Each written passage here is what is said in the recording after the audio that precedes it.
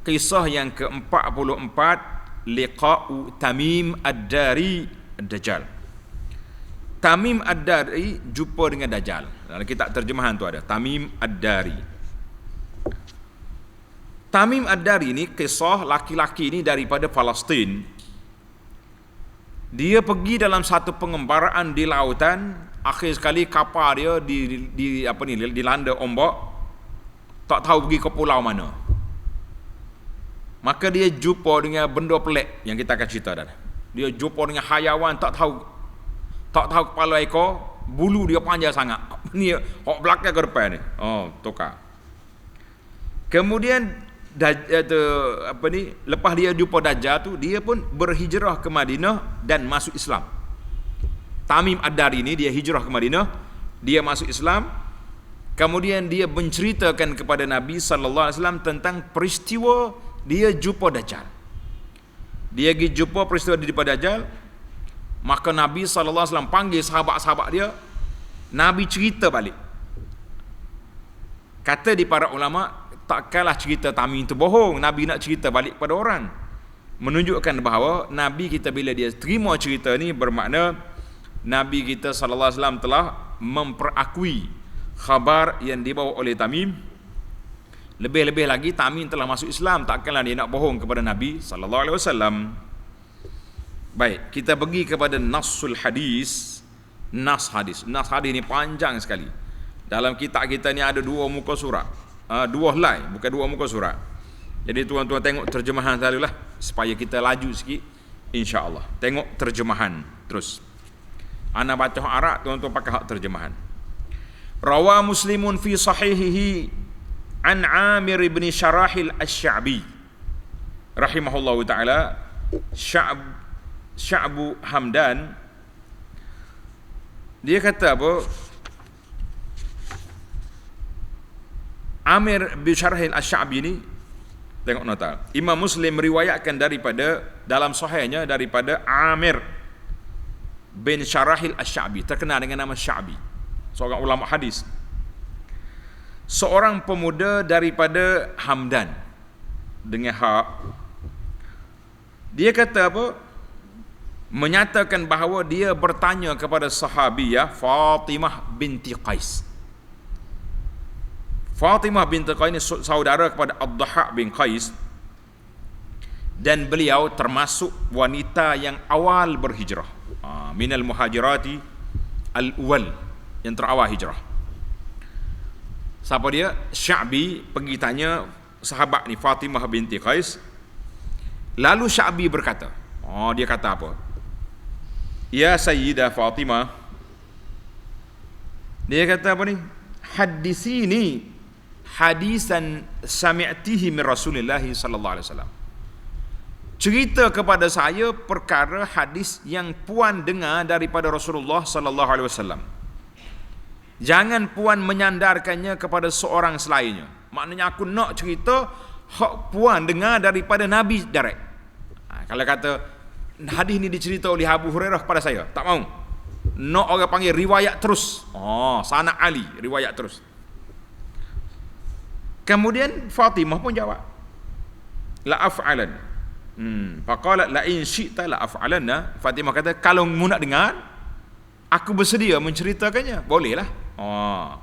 Takkan nak sembunyi kita punya ilmu, kan? Lantas Asy-Sya'bi rahimahullah berkata kepadanya, ya, hadithini, cerita kepada saya. Faqalat, Fatimah pun cerita. Sedihlah cerita dia ni. Tengok saya baca yang terjemahan lah. Ambil masa sikit. Fatimah pun berkata, aku berkahwin dengan Ibnu Al-Mughirah, dan dia termasuk sebaik-baik pemuda Quraisy pada waktu itu. Allahu Akbar. Suami dia ni seorang pemuda Quraisy yang sangat baik, pejuang Islam.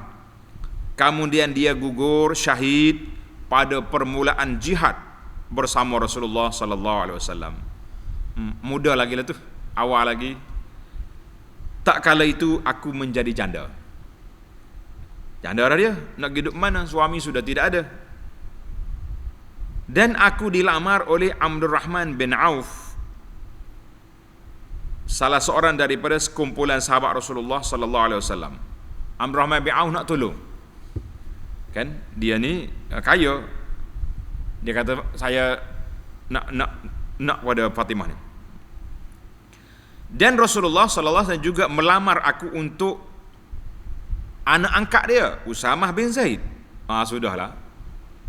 Abdurrahman bin Auf nak, Nabi pula minta dia kepada Usamah bin Zaid. Dan aku telah memberitahu kepada Rasulullah sallallahu alaihi wasallam. Dia kata apa? Man ahabbani falyuhib apa ni? Dia beritahu kepada Nabi sallallahu alaihi wasallam. Dia dengar hadis daripada Nabi sallallahu alaihi wasallam bahawa Nabi kita bersabda, man ahabbani falyuhibba Usamah. Maknanya Fatimah cerita. Dia dengar Nabi kita bersabda, siapa yang mengasihi aku, sayang kepada aku, hendaklah dia sayang kepada Usamah. Patut tak aku nak terima Abdurrahman bin Auf? Nabi kata macam tu. Itu episod cerita dia. Apabila Rasulullah sallallahu alaihi wasallam memberitahu aku akan hal itu, bila Rasulullah kata aku nak kahwinmu dengan Usamah, qultu, Fatimah kata, amri biyadika fankihi man syi'ta. Ya Rasulullah, saya serahkan urusan saya kepada Rasulullah. Ikutlah. Maka kahwinkan saya kepada siapa yang Rasulullah berkenan. Maka Rasulullah nak kahwin dengan siapa? Dengan Usamah. Lalu Rasulullah sallallahu alaihi wasallam bersabda, tengok hadis ni ada pelik sikit. Orang mati kamu ni dipinang. Sedangkan dia dalam iddah. Kalau mengikut dalam kaedah yang akhir, tak boleh pinang orang dalam iddah, tak boleh meminang. Cuma boleh sindir-sindir je. Ni hadis ni boleh jadi peristiwa ni awal terjadi sebelumnya larangan iddah, kan? Lalu Rasulullah SAW bersabda, berpindahlah ke rumah Ummu Syuraik. Ummu Syarik. Pergi ke rumah Ummu Syarik. Dan Ummu Syarik ni seorang wanita kaya dari kalangan Ansar. Makcik ni orang kaya Madinah. Dia mengeluarkan nafkah yang besar pada jalan Allah, didatangi oleh ramai tetamu. Macam kita juga dah. Biasa di kawasan kita ni, makcik kita pondok ni, ada orang yang ada duit, dia asyik duduk buat kenduri je. Jamu makan, jamu kuih, jamu macam-macam. Jadi Ummu Syarik ni di antara orang yang kaya yang pemurah. Nabi kata pergi duduk rumah dia lah. Makan pun ada. Maka Fatimah pun jawab, saya akan lakukan. Saya ikut perintah Nabi. Bila Fatimah nak pergi, lalu Rasulullah bersabda, jangan kau lakukan. Nabi kata, la taf'ali. Jangan pergi rumah dia. Tak pergi rumah dia lah. Tak pergi rumah rumah Ummu Syarik ni. Sebab apa tak pergi rumah Ummu Syarik? Tengok ada sebab. Kata Nabi sallallahu alaihi wasallam, Ummu Syarik seorang wanita yang ramai tetamu. Aku tidak suka jika tudungmu terjatuh, maknanya terbuka tudung, atau pakaianmu terbuka dari betismu. Nak pakai stoknya siang malam susah juga. Lalu orang asing melihat daripadamu sebahagian yang engkau tidak senang, mana terbuka aurat. Ini panggil nak jaga aurat ni, supaya kita hari ni duk main kembang kata atas jemorai ya, malu apa dah. Itu dipanggil orang tidak berakhlak, tidak beradab. Maka Nabi kata sallallahu alaihi wasallam, aku bimbang oleh kerana rumah ni orang ramai, takut terdedah aurat, maka berpindahlah ke rumah sepupumu Abdullah bin Amru bin Ummi Maktum. Dia lelaki dari Bani Fihir dari Quraisy, yakni daripada kabilah rumpun yang datang daripadanya. Maknanya keluarga dia, sepupu dia. Pasal apa nak pergi rumah Abdullah bin Maktum? Sebab dia buta, tak nampak. Manakala tak pakai tudung pun, terbuka tudung pun, dia tak nampak, dia buta. Lalu aku berpindah ke rumahnya. Pergilah Fatimah tadi.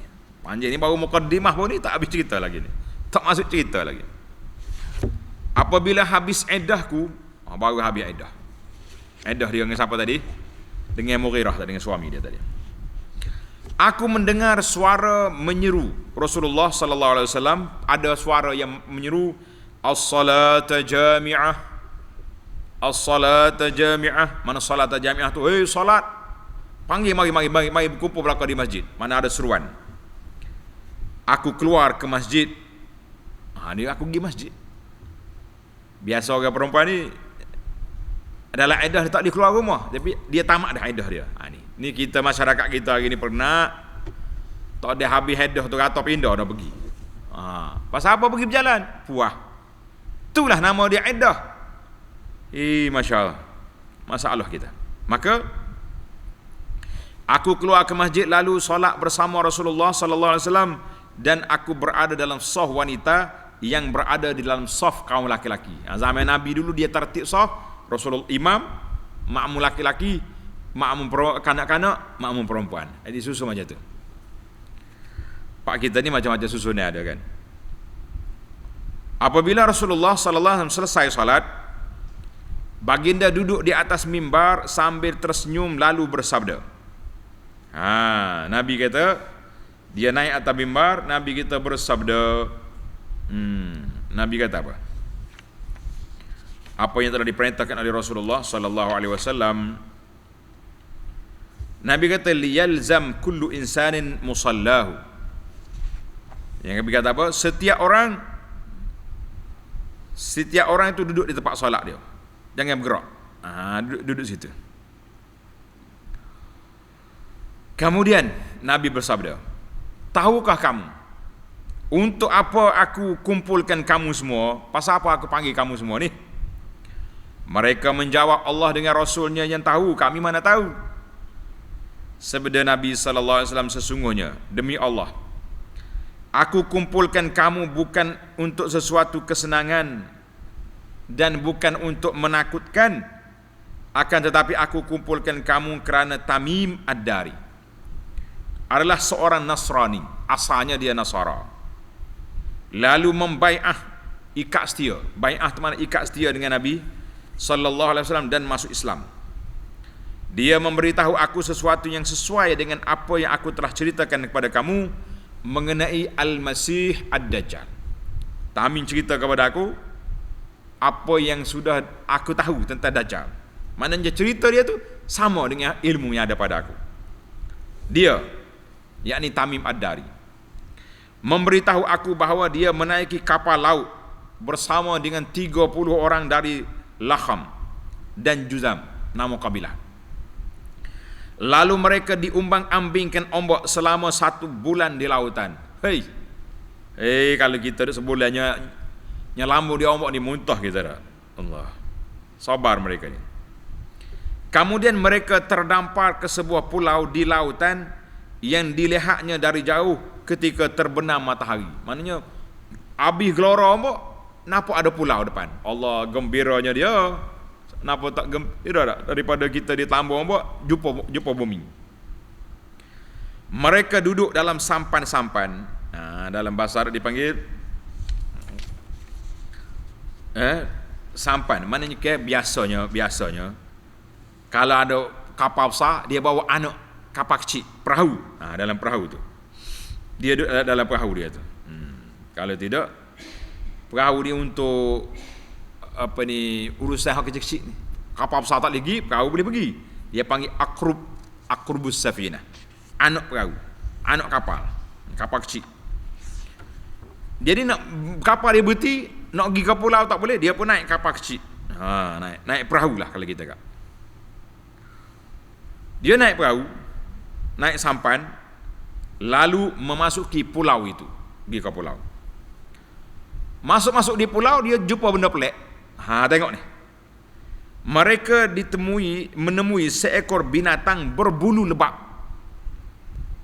Mereka tidak dapat membezakan kubur dengan duburnya. Hak mana belakang, mana depan. Bulu saja. Pelik. Kerana lebabnya bulu. Lalu mereka berkata, dia tengok binatang pelik ni, bulu ni. Takut juga kita kan. Lalu mereka pun berkata, dia kata apa? Wailak ma anti. Apa pelik mu ni? Mu ni apa benda ni orang? Manusia ke apa ni? Bulu siapa tak tahu belakang depan. Ia menjawab, makhluk dia jawab, aku al-jassasah. Dengan sin. Aku al-jassasah. Jassah ni mana jasus. Pengintik bagi pihak Dajjal. Dia ni pengintik bagi pihak Dajjal. Mereka bertanya, Apakah jassasah itu? Dia jawab, dia jassasah. Apa jassasah itu? Ia menjawab, wahai kaum, pergilah kamu kepada laki-laki di dalam biara. Mugi pergi cari laki-laki dalam tempat sana. Fidair, mana dalam gereja, di dalam biara, tempat ibadat. Pergi cari. Kerana dia ingin mengetahui khabar daripada kamu.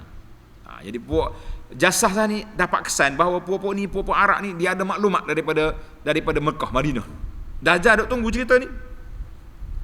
Kemudian Tamim Ad-Dari kata Tamim, tak kala ia menyebut laki-laki itu kepada kami, maka kami takut kepadanya. Kalau dia laki itu adalah syaitan. Takut ni. Pada kena amin. Macam syaitan begini, bulu katu ni apa benda?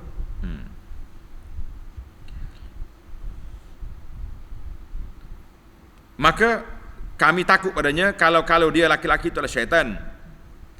Katanya kami pun pergi sehingga memasuki biara itu. Pergi cari tempat tu, jumpa. Tiba-tiba dalamnya kami melihat manusia yang paling besar. Besar body dia.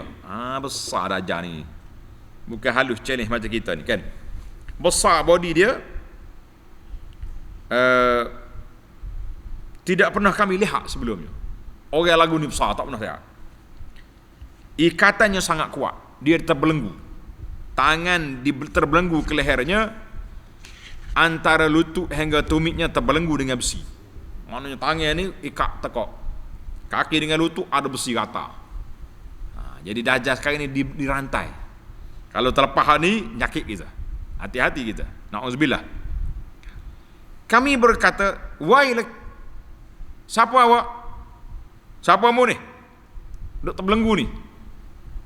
Katanya, kelak kamu akan mengetahui berkenaanku. Sabar kejap. Mu tahu kejap lagi. Tapi siapa kamu? Dajjal tanya juga Tamim, awak siapa? Tamim dengan beberapa orang lah, sebab 30 orang tadi duduk atas kapal kan. Mereka naik perahu. Mereka menjawab, Tamim jawab, kami adalah manusia daripada bangsa Arab. Kami menaiki perahu di laut, lalu kami diumbang di lambung ombak selama 1 bulan di lautan. Kemudian kami terdampar di pulau ini. Lalu duduk dalam sampan-sampan perahu itu, dan kami masuki pulau ini. Kami menemui seekor binatang berbulu lebat. Tidak dapat dibezakan kubur dan duburnya kerana lebatnya bulu. Maka kami berkata, wahai lelaki, celakamu, siapa engkau? Dia menjawab, aku al-jassasah. Kerana binatang tak boleh cakap. Ni rupa binatang tapi cakap, boleh jawab. Aku al-jassasah. Kami bertanya kepadanya, apakah itu al-jassasah? Dia menjawab, pergilah kamu pada laki-laki di biara itu. Pergi cari orang laki-laki dalam gereja. Kerana dia ingin mengetahui khabar kamu. Kami pun segera pergi kepadamu, dan kami takut kepadanya. Takut dia tu hantu. Serta kami bimbang kalau dia adalah syaitan. Pelik.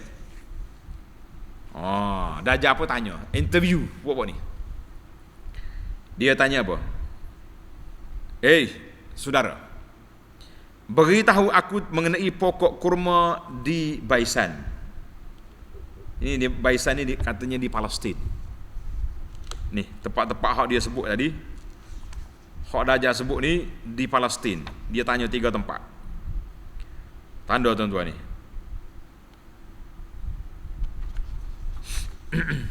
Baisan, Tabariyah, nama bandar di Palestin, dan juga nama bandar Palestin. Tabariyah tu nama Buhairah. Tasik Tabariyah. Dan Zughar nama kampung. Dajjal tanya tiga tempat. Bagaimana dengan kurma di Baisan? Kami bertanya, keadaan apa yang kau ingin tahu? Katanya, aku bertanya kepada kamu mengenai pokok-pokok kurmanya. Adakah dia berbuah? Kami menjawab, ya. Katanya, adapun ia hampir-hampir tidak berbuah. Dekat nak kiamat esok, kurma di Baisan kering, kosong. Dia tanya pula, apakah kamu tahu tentang Tasik Tabariyah? Itu di sekitar Syam lah, di Palestin. Kami bertanya, keadaan apa yang engkau ingin tahu? Katanya, adakah dia mempunyai air? Ada air ke dia? Kami menjawab, ya, masih banyak air. Kata Dajjal, adapun airnya hampir-hampir kering. Tak lama kering. Sekarang ni tuan-tuan dan para jemaah sekalian, ni orang duk buat gambar ni. Kalau tengok dalam internet, cari tasik Tabariyah. Orang tunjuk tasik ni hampir kering sekarang. Sebab itulah ustaz-ustaz yang duduk main cerita kiamat ni, duduk letak tarikh ni, nak kiamat tak lama sebab tasik Tabariyah ni kering. Dajjal kata kering esok, alamat kiamat. Dia tanya soalan yang ketiga, katanya, beritahu aku tentang mata air Zughar. Zughar tu nama kampung. Kami bertanya, keadaan apa yang kau ingin tahu? Katanya, adakah mata air masih lagi mempunyai air? Dan adakah penduduknya bercuk tanam dengan mata air itu? Kami menjawab, ya, banyak lagi air dan penduduknya bercuk tanam dengan air itu. Masih ada lagi. Habislah. Tiga tempat dia tanya. Soalan yang keempat dia tanya tentang Nabi SAW. Beritahu aku tentang Nabi Ummiyin. Dia tak kata Nabi Muhammad, dia kata Nabi Ummiyin. Nabi kepada orang yang tak membaca, tak menulis. Ummiyin nama dia. Apa yang dia lakukan? Mereka berkata, dia telah keluar di Mekah dan sekarang sudah berhijrah ke Yathrib, ke Madinah. Katanya, adakah bangsa Arab memeranginya? Kami menjawab, ya. Katanya, apa yang dia lakukan kepada mereka? Lalu kami memberitahu bahawa telah zahir orang-orang yang menolongnya daripada bangsa Arab dan mentaatinya. Ia berkata kepada mereka, begitukah keadaannya? Kami jawab, ya. Dia sudah menang sekarang, sudah berhijrah. Karena itu peristiwa ini, mana peristiwa Tamim ini peristiwa mutaakhir, selepas pergi hijrah dah. Dajjal kata apa? Bila dia dengar Nabi akhir zaman sudah keluar, Dajjal kata, kalau kamu ikut dia, kalau kamu ikut Muhammad ni baik. Dia percaya juga ni, Dajjal dia tahu. Sesungguhnya lebih baik mereka mentaatinya.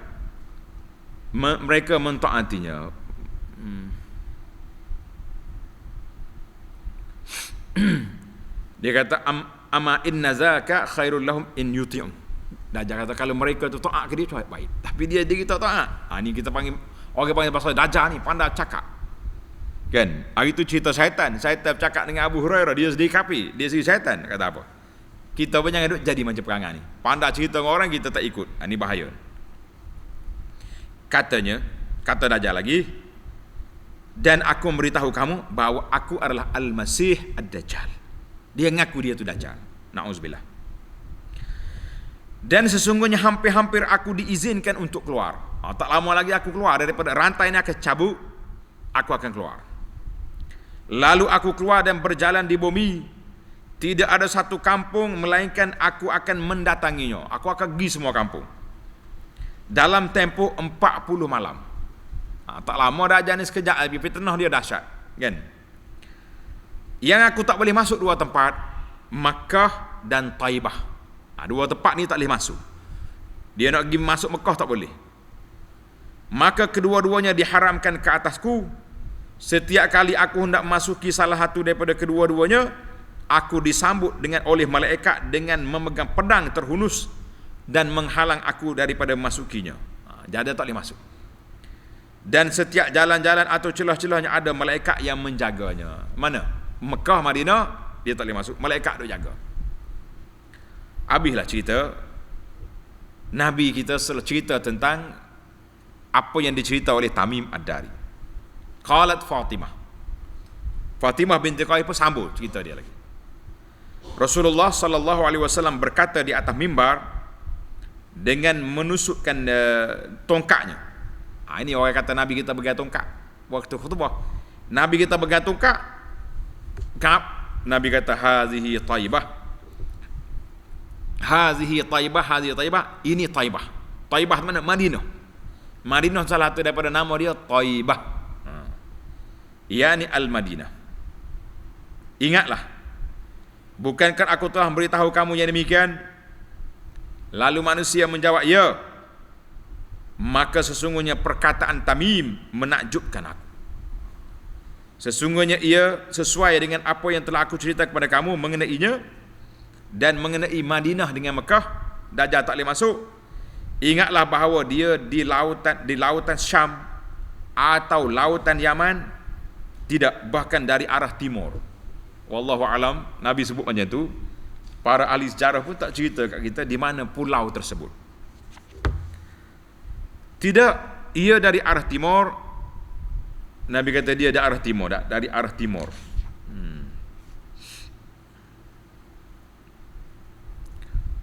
Dan baginda mengisyaratkan tangannya ke timur. Dia timur daripada Madinah, timur. Patut kita kena isyarat, kita kena tengok lokasi dia duduk mana, tunjuklah. Fatimah berkata, maka aku menghafal hadis ini daripada Rasulullah sallallahu alaihi wasallam. Hadis ini dikeluarkan oleh Imam Muslim dalam sahihnya kitab Al-Fitan wa Ashrat As-Sa'ah. Kitabul Fitan wa Ashrat As-Sa'ah, bab qissah Al-Jassasah. Habislah dalam kitab kita ni terjemahan dia. Kita pergi kepada kitab asal. Ada kitab asal ni tuan-tuan dengarlah cerita, kan? Maka para jemaah sekalian, itu cerita Tamim Ad-Dari, makna dia sudah tengok Dajjal. Jadi kalau kita tengok kepada hadis ni, Dajjal ada ke tak ada? Sudah ada. Dia dibelenggu, tangan dia dirantai di tengkuk, apa orang panggil aghlal, kaki dia pula terikat daripada lutut sampai ke bawah ni, dirantai dengan besi. Dia pun tahu. Pasal itulah dia tengok, dia tanya tanda-tanda kiamat ni. Tasik Tabariyah akan kering. Pokok bisan akan tak berbuah lagi tamar, kan? Mata air di Zughar akan kering. Nabi akhir zaman timbul, dia tahu dah nak kiamat. Tapi lambat lagi lah.